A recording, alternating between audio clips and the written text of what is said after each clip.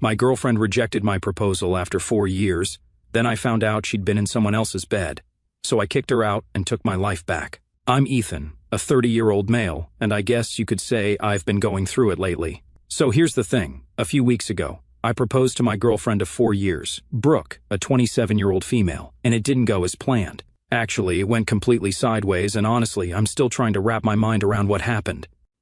Let me start with some background. Brooke and I met through mutual friends at this small barbecue. We hit it off right away, same sense of humor, similar life goals, and she was just easy to talk to. Over the years, we built this life together. We talked about everything: marriage, kids, our dream house. Brooke would get excited about wedding stuff, even when we weren't actively planning anything. She'd send me links to engagement rings she liked, or point out wedding venues when we drove by. It wasn't constant or over the top, but it was clear she wanted that life with me, or so I thought. Fast forward to this year, our 4th anniversary. I figured, okay, it's time to make it official. I started planning the proposal months in advance because I wanted it to be special. Not just for her, but for both of us. I'm not great at this romantic stuff, so I got help from my buddies Kevin and James. They've been my best friends since college, and they were hyped about the whole thing. We planned everything to the last detail. I booked this resort Brooke had mentioned, wanting to visit ages ago. It was a little pricey, but I figured it was worth it. Kevin and James helped me pick out the ring, a simple, classic style because Brooke's not into flashy stuff, and we set up this private dinner at the resort with candles, flowers, the whole 9 yards. Here's the part where it gets a little complicated. I didn't just plan a private moment. Brooke's friends, Chloe and Anna, were in on it too. They were supposed to show up after the proposal with drinks and be part of the celebration. My buddies were going to be there too. It wasn't a huge crowd, but enough to make it feel special. The day of the proposal, everything seemed perfect. Brooke was in a great mood. We spent the day relaxing, and I was nervous but excited.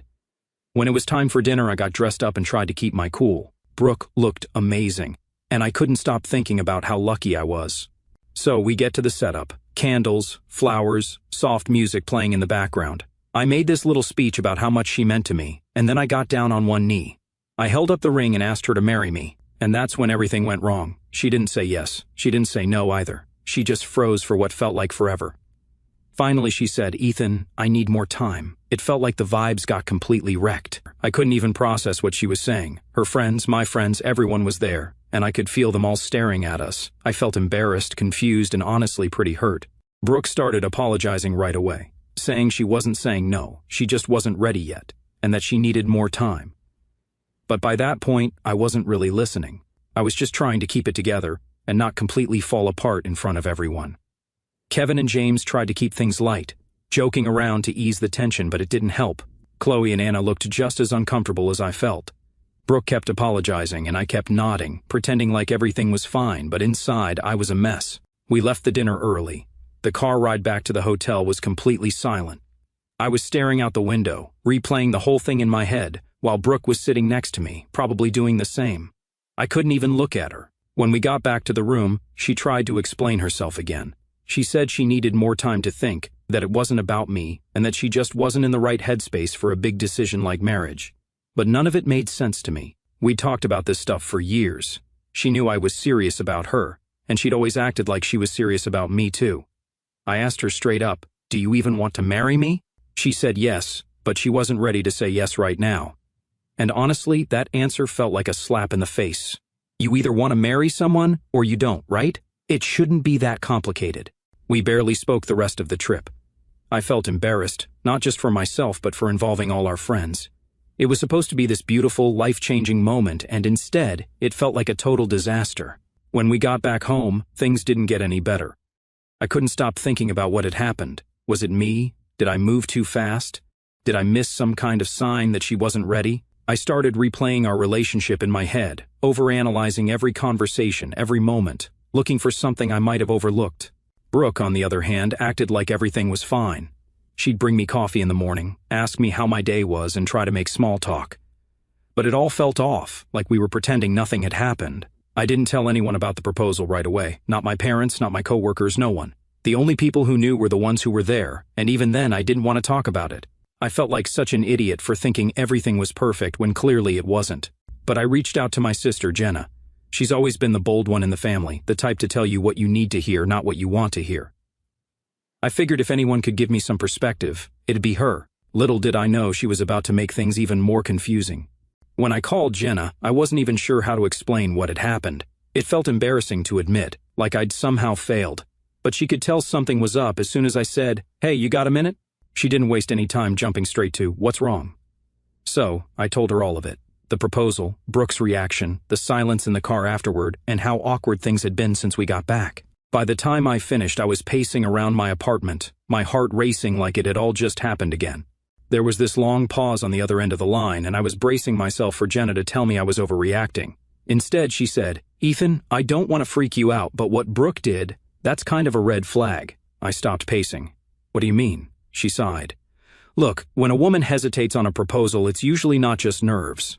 There's something else going on. Either she's not sure about you or there's someone else in the picture." My stomach dropped. Someone else? Are you serious right now? I couldn't believe it. Like, how could she be thinking of someone else after staying together for 4 years and I'm being committed and actually proposed to her? "I'm not saying she's definitely cheating or anything," Jenna said quickly, "but think about it. You've been together for 4 years, Ethan. 4 years. She knew this was coming. It's not like you blindsided her. And if she's not ready now, what's she waiting for?" Her words hit me harder than I wanted to admit. I didn't want to believe Brooke could be hiding something like that from me, but I couldn't ignore the way Jenna's explanation made sense. Brooke and I had always been solid, or at least I thought we were, but now I was questioning everything.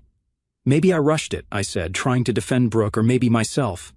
"Maybe she really just needs time to process." "Ethan, come on," Jenna said, her voice firm. "Do you really believe that? You've been dropping hints for months. You booked a whole trip just to propose. If she wasn't ready, she should have told you before you got down on one knee in front of all those people." Jenna honestly had a point. Brooke had always been straightforward with me about what she wanted, or at least she used to be. Lately, though, things had felt different. I started telling Jenna about the little things that had been bothering me, how Brooke had been working late more often, how she'd started going out with her friends more, how her phone was always on silent. I hadn't thought much of it at the time because I trusted her, but now, with Jenna's words in my head, it all seemed suspicious. "Ethan, I hate to say this, but it sounds like classic girl code," Jenna said. "Girl code?" I asked, confused. "It's when a girl hesitates because she's keeping her options open," she explained. "She's not ready to commit to you because she's not sure you're the only one she wants." I didn't know what to say. The idea of Brooke keeping her options open had me going nuts. She wasn't just my girlfriend, she was my best friend, my partner, the person I thought I'd spend the rest of my life with. The thought of her hiding something like that from me made me feel sick. But at the same time, I couldn't just accuse her of something without proof. What if Jenna was wrong? What if Brooke really was just overwhelmed or scared? "I don't know, Jenna," I said finally. "It feels wrong to jump to conclusions. I mean, she's never given me a reason not to trust her." "Has she, though?" Jenna asked. "Think about it. Has she been acting differently lately?" I thought back to the past few months, the late nights, the weekends away, the guarded phone. It all seemed so obvious now, but at the time I'd brushed it off. I trusted Brooke. I truly loved her. I didn't want to believe she was capable of hurting me like that. "Maybe," I admitted. "But what am I supposed to do? Go through her phone? Spy on her? I feel that would be so stupid." "No," Jenna said firmly. "That's not who you are, and it's not who you want to be. But you need to pay attention, Ethan. If there's something going on, she'll slip up eventually." I didn't want to hear it.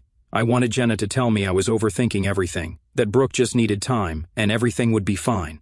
But deep down, I knew she was right. Something was off, and I couldn't ignore it anymore. After we hung up, I sat on the couch, staring at the ring I'd planned to give Brooke.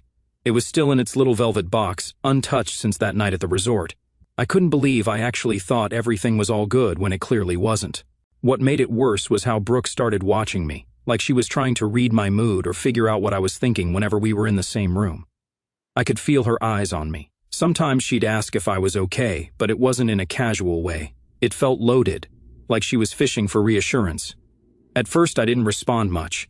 I was too frustrated and confused to talk about it. But the more she kept trying to gauge how I felt, the angrier I got.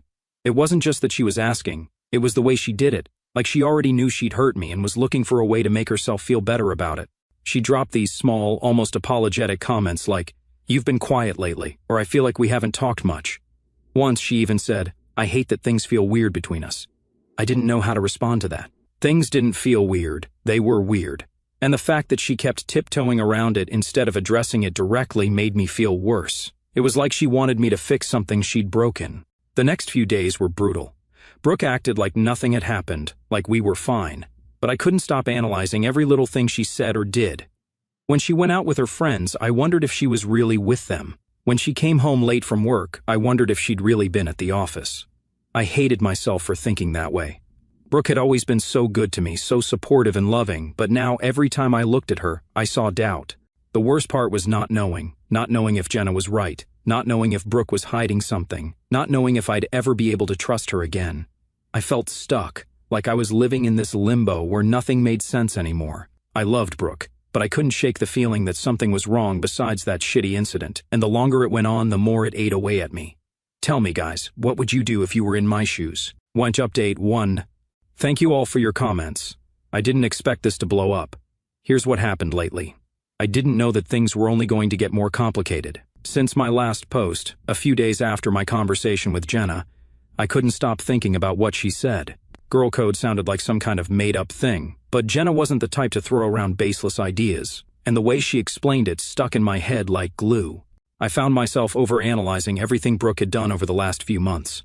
I wasn't proud of it, but I couldn't turn it off. Brooke, on the other hand, acted like nothing had changed. She was still polite, still affectionate in that casual way we'd always been with each other. But there was this invisible wall between us now. We didn't talk about the proposal or the trip, and I wasn't about to bring it up. Instead, I started noticing more. She was glued to her phone more than usual, and whenever I'd casually glance her way, she'd lock the screen or flip it face down. It didn't feel right.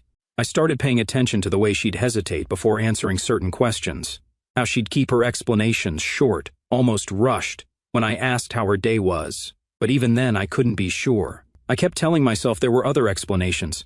Maybe she was embarrassed about the proposal. Maybe she was overwhelmed and didn't know how to deal with it. Maybe I was just being paranoid because of what Jenna had planted in my head. Then Jenna flipped the switch. She texted me while I was at work, pretending to focus on emails but really just staring at my screen, replaying the last few weeks in my head. The notification popped up. We need to talk about Brooke. I heard something. My stomach sank. Jenna wasn't one for drama or vague messages, so I knew this wasn't going to be good. I stepped out of the office and called her right away. She didn't waste time. I was talking to one of my friends, and Brooke's name came up. Apparently, she's been spending a lot of time with some guy from work, like, a lot. I didn't say anything at first. My mind was racing, trying to connect dots that hadn't even been there 5 seconds ago. What does that mean? I finally asked. Jenna explained that her friend, who worked in a different department at Brooke's company, had mentioned seeing Brooke out at lunch with this guy more than a few times. Nothing suspicious on the surface, but Jenna's friend thought it was odd because apparently they looked close. I didn't know what to do with that information. Lunch with a coworker didn't mean anything, right? People go to lunch with coworkers all the time. But Jenna's friend wasn't just some random person. She was reliable, honest. I couldn't shake the feeling that this wasn't just a coincidence. That night, I tried to act normal around Brooke, but it felt impossible. Every time her phone buzzed, every time she mentioned work, I found myself wondering if she was talking to him. Whoever he was. She mentioned a late meeting the next day, and instead of just nodding like I usually did, I felt this knot in my stomach. After Brooke went to bed, I stayed up thinking about everything Jenna had told me. If I confronted Brooke, what was I even going to say? Hey, I heard from my sister's friend that you've been hanging out with some guy from work. Is there something you want to tell me? It sounded ridiculous, like I was grasping at straws, but at the same time I couldn't ignore it. The next day, I decided to call Jenna again. I needed more context, more details, something concrete to go on. When I asked, she hesitated at first, like she didn't want to make things worse. But eventually she admitted that her friend had seen Brooke and the guy at a coffee shop after work once. And it wasn't just any coffee shop, it was one Brooke and I used to go to all the time when we first started dating. That hit me harder than I expected. It wasn't proof of anything, but it felt intentional, like a small piece of our life together had been used for something else, something that didn't include me. I started questioning every decision I'd made in the past few weeks. Should I have paid more attention? Should I have asked more questions? Maybe Jenna's girl code theory wasn't just some random idea. Maybe it was the explanation I didn't want to believe but couldn't ignore. By the weekend, I felt like I was losing my grip. Brooke had been distant all week, but not in an obvious way. She still smiled at me, still asked about my day, but there was this detachment, like she was going through the motions. Jenna texted me again on Sunday. You need to talk to her. If she's hiding something, she's not going to admit it unless you push. But I didn't know how to push without crossing a line. I didn't want to be the guy who accuses his girlfriend of something without evidence. At the same time, I couldn't keep pretending like everything was fine. I'm in a tough position, but I feel like soon I will make my decision. I'll keep you guys updated. Update 2. Hey guys. First off, thank you for all the support and advice on my last post. I've spent the past few days trying to process everything, your perspective, and I decided to confront Brooke, like most of you suggested. But let me tell you what happened before that. After a few days since Jenna sent me that text, I'd had enough. The tension in the apartment was suffocating, and I wasn't going to keep it low. Brooke was going through her routines like we were fine, like her brushing off my proposal wasn't the giant red flag that it clearly was. I couldn't pretend anymore. Couldn't just sit there like I was okay with being treated as some backup plan while she figured out her life. I'd spent weeks replaying that moment, me on one knee, pouring my heart out, and her looking at me like I was asking for a favor instead of committing to a future together. It wasn't just about the hesitation, it was about what it meant. She was still unsure about me, not even after 4 years, not after everything we'd built. I mean, how many years does she need to make sure I'm the one? That's ridiculous. And now she was distant, quiet, and acting like she had no clue what the problem was. That night, after dinner, I sat across from her at the table. She was scrolling on her phone, like she always did, completely checked out. I wasn't going to wait for the right moment. This was the moment. "We need to talk," I said, leaning forward. She glanced up, caught off guard. "About what? Are you seeing someone else?" I asked, flat out. Her jaw dropped. She set her phone down slowly like she was trying to buy time. "What are you talking about? Why would you even ask me that?" "Because nothing about us feels right anymore," I said, my tone sharp. "You've been distant for weeks. You shut me out after the proposal, and now it feels like you're just waiting for something better or someone better. And if that's what's happening, I need to know." Her face hardened. "You really think I'd cheat on you?" "Maybe not outright," I said, folding my arms, "but let's not act like this coworker of yours hasn't come up. Jenna told me about the coffee shop. You didn't tell me you were spending time with him. Why is that?" Brooke let out a sharp breath, like she was trying to keep her composure. "Because it's not a big deal," she said. "We're working on a project together, that's all it is." "Then why hide it?" I asked, leaning forward. "Why keep it a secret if it's so innocent?" "I wasn't hiding it," she snapped. "I just didn't think you needed to know every detail of my work life." "That's not the point, Brooke," I said, my voice rising. "The point is, you've been acting like I'm the only one fighting for this relationship, and I'm done with it. If this guy isn't a big deal, fine. But you didn't say yes to my proposal. You asked for more time. Do you have any idea how humiliating that was? How it felt to stand there, thinking I'd planned this perfect moment, only for you to tell me you weren't ready?" "I wasn't ready," she said, her voice defensive. "And I told you that. It's not because of someone else. It's because I needed to think." "Think about what?" I shot back. "Because from where I'm sitting, it looks like you're thinking about whether or not you even want to be with me. And if that's the case, just say it. Don't string me along while you figure out your life." "I'm not stringing you along," she said. "I've been trying to sort through everything in my head, but you're turning this into something it's not." "Don't gaslight me," I said, my voice cold. "You've been pulling away from me for weeks, and if it's not because of this guy, then what is it? Because I'm tired of the guessing games." Brooke stood up, crossing her arms. "You want to know why I hesitated?" she said. "Fine. I hesitated because marriage is a big deal, because it's permanent, and I wasn't sure I was ready to make that commitment. Not because of you, not because of anyone else, because of me." Her words hit me, but they didn't land the way she probably thought they would. I stood up too, meeting her gaze. "So what you're saying is, after 4 years, you're still not sure about me?" "That's not what I'm saying," she said quickly. "I love you, Ethan, I do. But I wasn't ready for that moment." "Well, I was," I said, my tone sharp. "And I thought we were on the same page. I wouldn't have asked you if I thought for a second that you didn't feel the same way. It took me only 6 months to be sure about you, but I gave it more time for you to feel ready.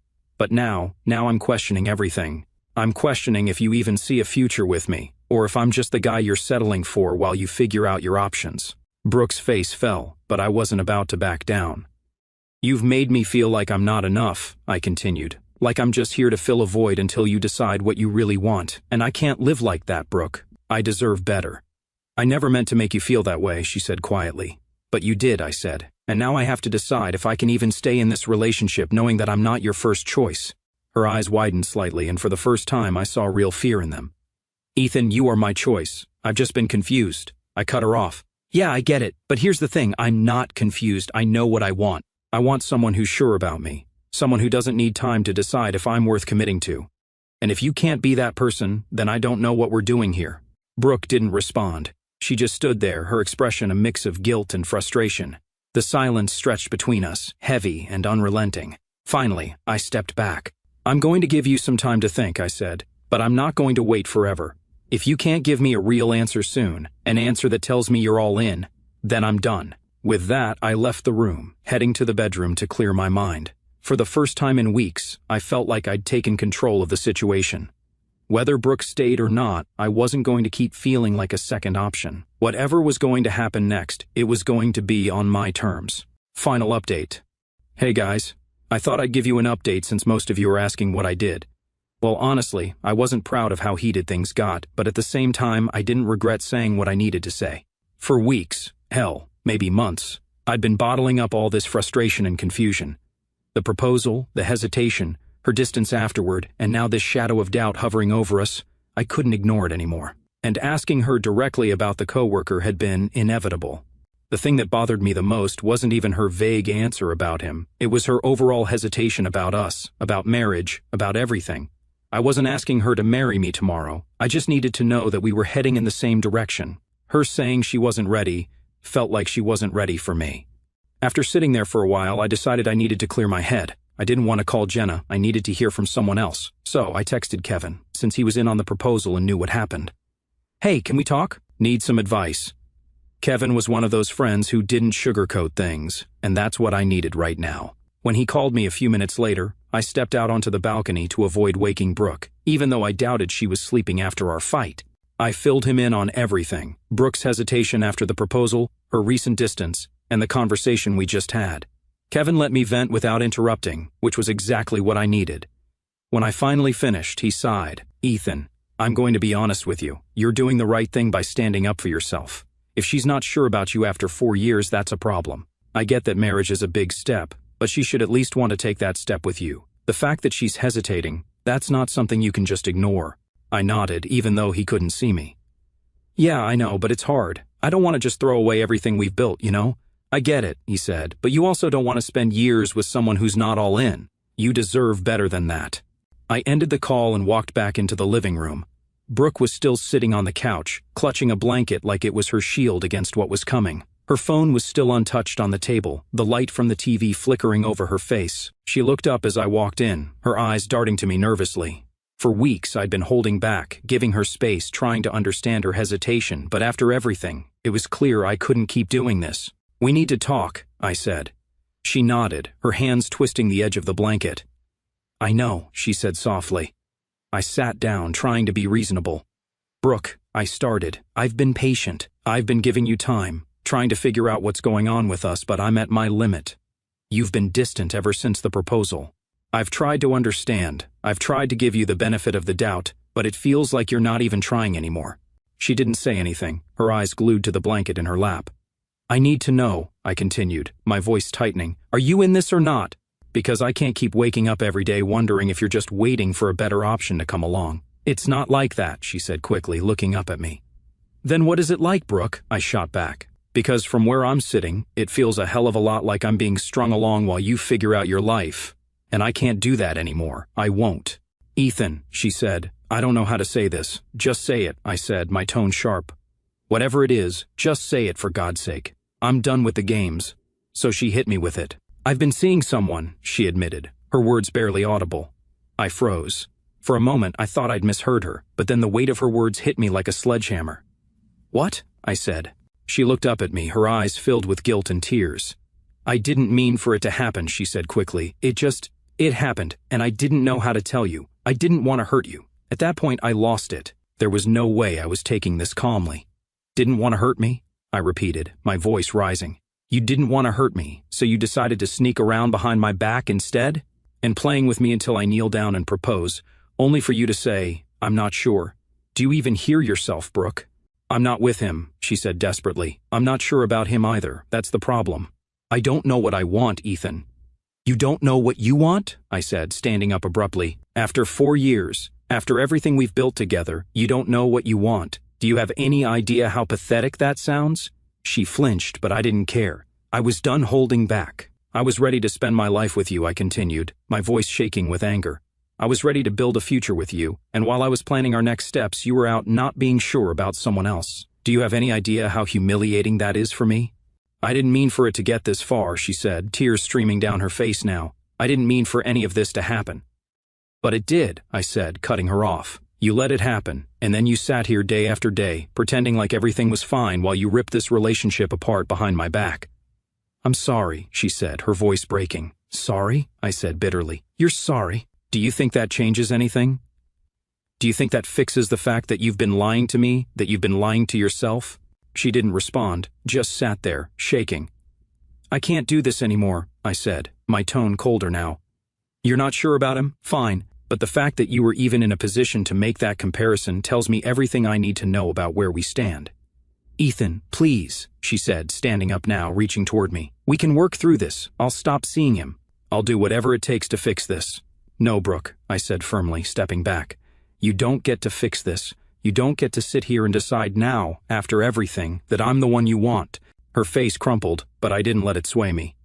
Get out of my house, I said, my voice like steel. Her eyes widened, panic flashing across her face. Ethan, please, don't do this. You did this, I said, pointing at her. You made this choice the moment you decided I wasn't enough for you. You made this choice the moment you let someone else into our relationship. So don't stand here and act like I'm the bad guy. Pack your things and go. She hesitated, but when she saw the resolve in my face, she nodded slowly. Without another word, she turned and walked toward the bedroom. I stood there, listening as she packed her things, my heart heavy but resolute. When she finally walked out the door, she paused, looking at me one last time. I'm sorry, she said quietly. I didn't respond. I just closed the door behind her, locking it and leaning against it as the weight of everything settled over me. The apartment was quiet now, but for the first time in weeks, the silence felt like peace. That night, she left my life. I called Jenna, just to assure her it was not the coworker that we were debating. It was another guy. Writing this now seems pathetic and laughable. Anyway, I told her everything. How Brooke admitted to seeing someone else but claimed it wasn't serious, and how I couldn't stay in a relationship with someone who treated me like an option. Jenna was shocked at the beginning, but also supportive. You did the right thing. You deserve better. A few days later, I got a call from Brooke's sister, Ella. She wanted to know what happened. I explained everything. Her hesitation at the proposal, her confession, and my decision to end things. To my surprise, Ella said, I'm sorry, Ethan. You didn't deserve that. Brooke's been lost lately, and I hope she figures it out, but you made the right choice. Since then, I've been focusing on myself. I sold that doomed engagement ring. It felt like holding on to a very bad memory in my life, so there was no need for it. The money's in savings now, a reminder to invest in my future instead of clinging to the past. It hasn't been easy. Some days I replay everything in my head, wondering if I could have done something differently. But deep down, I know this wasn't about me. Brooke's hesitation and choices were hers, not a reflection of my worth. I'm not ready to date again yet, but that's okay. For now, I'm taking time to heal and rebuild. To everyone who's been following my story, thank you. Your advice and support gave me the strength to stand up for myself. If you're in a similar situation, trust your instincts. You deserve someone who's all in. No doubts, no hesitation. It's hard to let go, but sometimes it's the only way forward. Life isn't perfect, but I'm learning to embrace the uncertainty one day at a time. Here's to new beginnings.